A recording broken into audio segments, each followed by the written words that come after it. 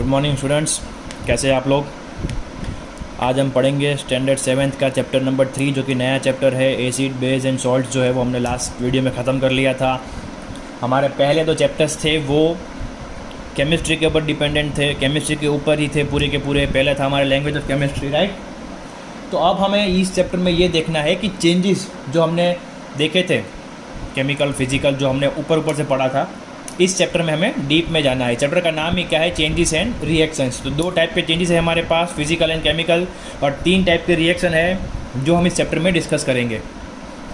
तो चेंजेस क्या होते हैं, एक फॉर्म से दूसरे फॉर्म में ट्रांसफॉर्म होना, ये आप सबको पता है, राइट। अब उसको हम ज़रा डीप में जाते हैं, केमिकल फिजिकल किसको बोलते हैं एग्जैक्टली वो देख लेते हैं। तो स्टार्ट करते हैं हमारा चैप्टर चेंजेस एंड रिएक्शंस। हमारा पहला टॉपिक है changes. There are 2 types of changes, 2 type के चेंज होते हैं, फिजिकल चेंज और केमिकल चेंज। और फिजिकल चेंज और केमिकल चेंज आपको पता है क्या है, राइट। फिजिकल चेंज मतलब जिसमें सिर्फ स्टेट चेंज होता हो, केमिकल चेंज मतलब कि जिसमें कोई नया सब्सटेंस बनता हो। ये हमने ऊपर से एक आइडिया लिया था प्रीवियस चैप्टर्स में।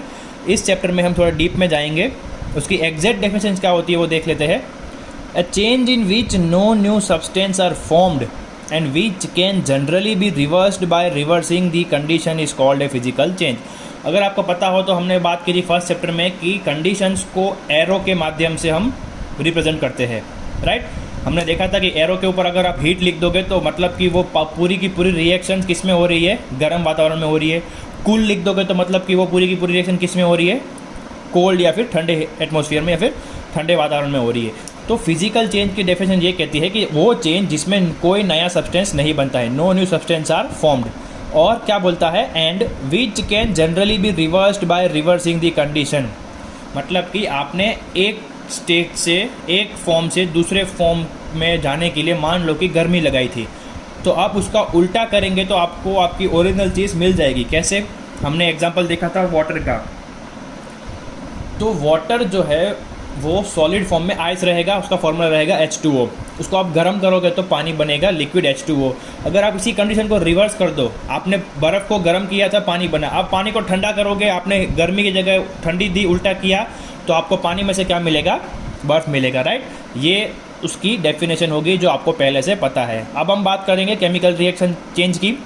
अ change in which new substances are formed and which can not be reversed by reversing the condition is called a chemical change. वो चेंजेस जिसमें नए सब्सटेंस बनते भी है और हमें हमारा ओरिजिनल प्रोडक्ट जो है वो कंडीशन को रिवर्स करके कभी मिलेगा नहीं, राइट। अब ये हो गई उसकी डेफिनेशन। अब हम पढ़ेंगे उसको थोड़ा डीप में। तो पहले है हमारा फिजिकल चेंज। तो फिजिकल चेंज जो है वो पूरा का पूरा 3 अलग अलग प्रोसेस से होता है। उसमें हम लोग ऐसी 3 चेंजेस को बोल सकते हैं कि ये सिर्फ फिजिकल चेंज है, इसमें कोई केमिकल चेंज हुआ नहीं है।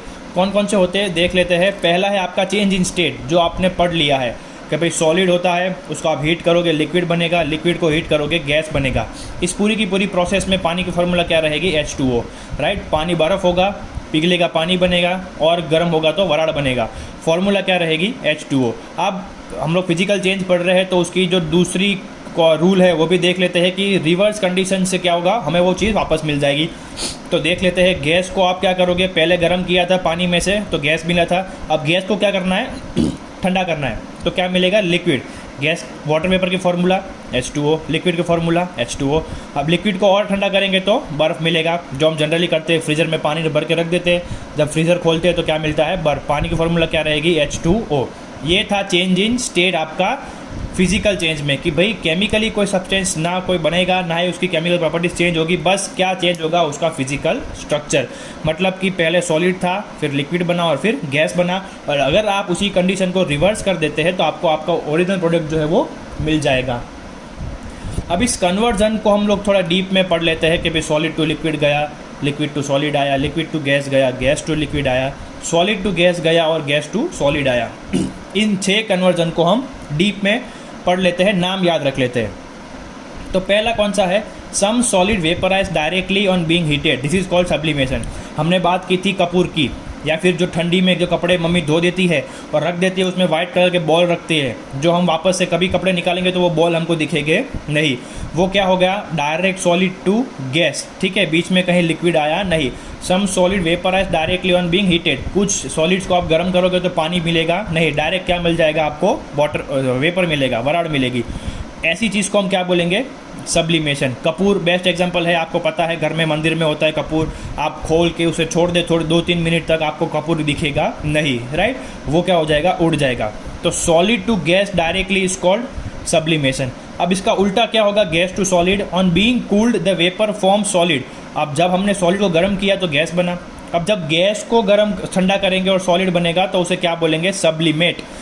इसे सब्लिमेशन बोलते थे, तो उसका उल्टा क्या होगा, सब्लिमेट। ये हो गई solid to gas, gas to solid की।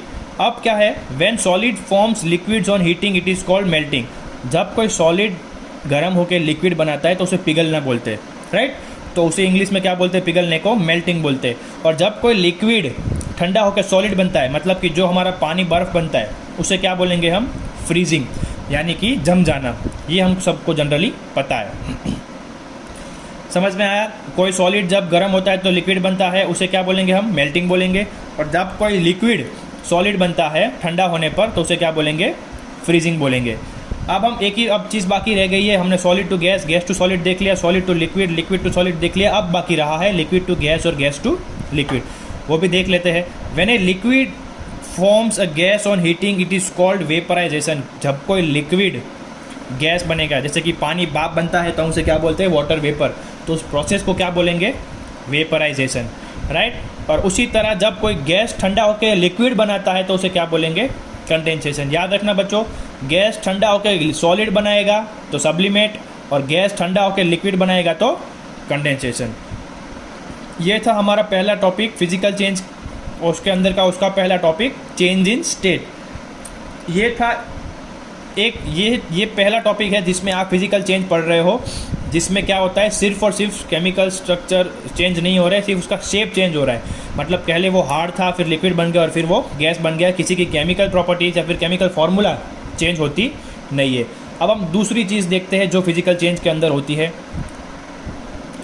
हमारा दूसरा टॉपिक है बच्चों, एक्सपांसन एंड कॉन्ट्रैक्शन। ठीक है, तो एक्सपांसन और कॉन्ट्रैक्शन का मतलब आपको पता है, एक्सपांसन यानी बड़ा होना और कॉन्ट्रैक्शन यानी वापस से छोटा हो जाना। तो क्या होता है, कभी कभी कुछ चीज़ें जो होती है वो एक्सपांड होती है और कॉन्ट्रैक्ट होती है। कैसे होती है वो देख लेते हैं। Many materials expand on being heated. कुछ चीज़ें जब आप गर्म करते हो तो उसका शेप जो है वो बढ़ जाता है, और वापस जब उसको आप ठंडा करोगे, मतलब कि आप कंडीशन को रिवर्स कर रहे हो, तो वो क्या हो जाएगा, कॉन्ट्रैक्ट हो जाएगा। आपको मैं एक्सपांड और कॉन्ट्रैक्ट एक और बात समझा देता हूँ। आपने रबड़ देखा है, आप उसको खींचोगे तो उसका साइज़ बढ़ जाएगा, वो क्या हुआ, एक्सपांड। और जैसे ही आप उसको छोड़ोगे तो उसकी ओरिजिनल साइज़ में आ जाएगा, उसे क्या बोलेंगे, कॉन्ट्रैक्ट, राइट। अब ये तो आपने हाथ से खींचा था, लेकिन एलिमेंट्स होते हैं, जो कंपाउंड्स होते हैं केमिकल, उन्हें जब आप गर्म करोगे तो उनकी साइज़ बढ़ेगी, और जब ठंडा कर दोगे तो उसकी साइज़ ओरिजिनल आ जाएगी। देखते कैसे होता है ये। No new substance are formed and the change is reversible. मतलब कि वो दोनों की दोनों रूल जो है फिजिकल चेंज के डेफिनेशन की, वो फुलफिल कर रहा है। ना कोई सब्सटेंस बनेगा, और जब आप उसको कंडीशन को रिवर्स करोगे तो आपको ओरिजिनल प्रोडक्ट भी मिल जाएगा। बात करते हैं मेटालिक सॉलिड्स की। तो आयरन या स्टील, आप किसी को भी गर्म करोगे तो गर्म करने से पहले उसकी साइज़ नाप लेना, और गर्म करने के बाद अगर आप उसकी साइज़ नापोगे तो आपको थोड़ा सा मिनिमम भी डिफरेंस तो मिलेगा, राइट। मतलब क्या, गर्म करने पर वो जो आयरन है वो उसकी लेंथ में थोड़ा चेंजेस हुआ है, और जब आप उसको ठंडा करने के लिए छोड़ देंगे और कुछ देर बाद वापस से नापेंगे तो आपको उसकी जो ओरिजिनल साइज़ जो आपने पहले नापी थी गर्म करने से पहले, वो आपको मिल जाएगी। तो ये किसका एग्जांपल हुआ, एक्सपांड और कॉन्ट्रैक्ट का। लेकिन इसमें कोई नई सब्सटेंस नहीं बनी है, तो ये सिर्फ और सिर्फ क्या होगा, फिजिकल चेंज। वैसे ही लिक्विड और गैसेस भी होते हैं। पानी जब आप जब पानी को रखते हैं फ्रीज़र में, तो बर्फ़ की ट्रे में जब पानी भरते हैं तो आप थोड़ा कम भरते हैं, राइट, एकदम सरफेस टू सरफेस नहीं भरते। लेकिन जब आप फ्रीज़र में से बर्फ़ निकालते हो तो क्या होता है, बर्फ़ जो है वो पूरा का पूरा सरफेस तक जमा होता है, राइट। उसकी साइज़ जो है वो बढ़ गई होती है। आपने जितना पानी रखा था उससे ज़्यादा बर्फ़ बना हुआ होता है। तो ये भी क्या हो गया, एक्सपांसन का हो गया कि भाई बर्फ़ जो है वो 4 डिग्री के नीचे गया तो क्या हो गया, वो उसकी साइज़ में बढ़ावा आ गया। और वो भी किसका एग्जांपल है, फिजिकल चेंज का एग्जांपल है। लास्ट है गैसेस। तो गैसेस भी क्या होते हैं, जब आप गर्म करते हैं तो वो भी थोड़ा बहुत अपनी हाइट में बढ़ाव करते हैं, और जब ठंडे होते हैं तो वापस से क्या हो जाते हैं, वो कॉन्ट्रैक्ट हो जाते हैं। इसके बारे में आप डीप में आगे के चैप्टर्स में पढ़ेंगे। अभी सिर्फ आपको नाम याद रखना है, गैसेस में ऑक्सीजन और नाइट्रोजन वो एक्सपांड और कॉन्ट्रैक्ट होते हैं, और इस चेंज को क्या बोलते हैं, फिजिकल चेंज बोलते हैं। अब हम बात करते हैं बच्चों लास्ट टॉपिक फिजिकल चेंज की, वो है dissolving a substance in liquid. किसी भी चीज़ को लिक्विड के अंदर मिक्स कर देने से क्या वो फिजिकल चेंज ही रहेगा, क्या वो केमिकल चेंज कहलाएगा, उसमें कोई चेंजेस होंगे कि नहीं, वो देख लेते हैं। तो substance that are soluble in H2O मतलब कि पानी। अब से मैं हर जगह H2O लिखूंगा, आपको पानी समझना है। Substance that are soluble in water and are recovered from solvent by heating. अब सॉल्वेंट का मतलब यहाँ पर पानी होता है, राइट। सॉल्वेंट का मतलब मैं आपको बता देता हूँ, जो भी लिक्विड आप ले रहे हो किसी भी चीज़ को उसमें मिक्स करने के लिए, तो वो लिक्विड क्या कहलाएगा, सॉल्वेंट कहलाएगा। तो अब आपको मान लो आपने एक गिलास पानी में 1 चम्मच सॉल्ट को मिक्स कर दिया और आपने उसको सॉल्यूशन बना दिया। अब आपको नमक और पानी अलग अलग चाहिए, तो क्या करोगे, आप उसको एक थाली में निकालोगे, आप उसको गर्म करोगे, तो पानी जो है वो हीट होके इवापोरेट हो जाएगा, वाटर वेपर बन जाएगा, और थाली में जो वाइट वाइट डॉट्स बचेंगे वो आपका क्या होगा, नमक होगा। मतलब कि आपने पहले ठंडा किया, आपने पहले उसको मिक्स किया तो सॉल्यूशन मिला, आपने जब उसको गर्म किया तो आपको दोनों चीज़ अलग अलग मिल गई। मतलब कोई भी चेंज हुआ नहीं है, सिर्फ क्या हुआ है, फिजिकल चेंज हुआ है, ठीक है। अब दूसरा हमारा पॉइंट है, when one liquid dissolves in another and forms homogeneous mixture the solution is called miscible.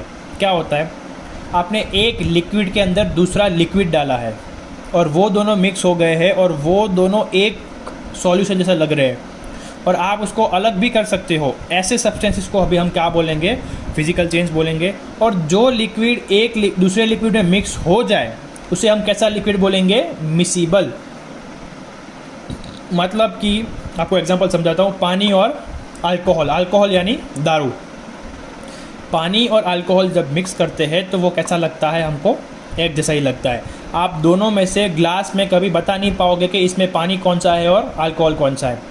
और आप चाहो तो दोनों को सेपरेट भी कर सकते हो, उसके लिए अलग से मेथड आती है, फ्रैक्शनल डिस्टिलाइजेशन, जो आप आगे पढ़ेंगे, आगे के चैप्टर्स में देखेंगे डीप में।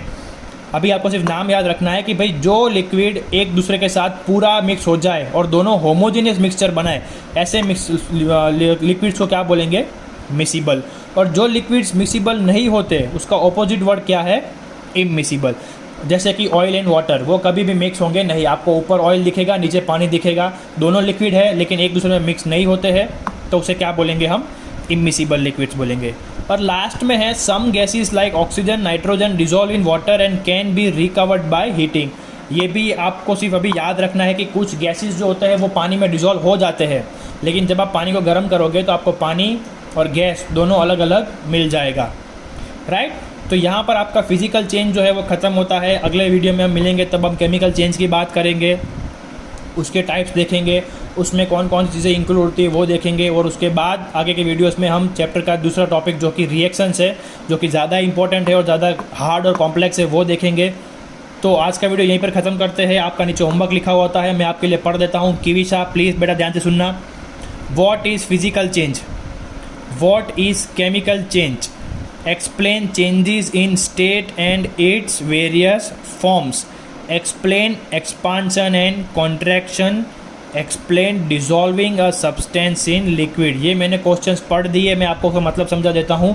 व्हाट इज़ फिजिकल चेंज, तो आपको उसकी डेफिनेशन लिखनी है, मैं आपको PDF भेज दूंगा, उसमें ब्लैक कलर की लाइन है, उसकी डेफिनेशन है, वो आपको लिखनी है।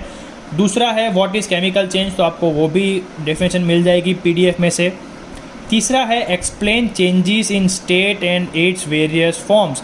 तो हमने आगे फिजिकल चेंज में चेंज इन स्टेट का जो पूरा टॉपिक पढ़ा, solid to liquid, liquid to gas, और नीचे जो 4-5 लाइन लिखी थी वो आपको पूरी की पूरी लिखनी है।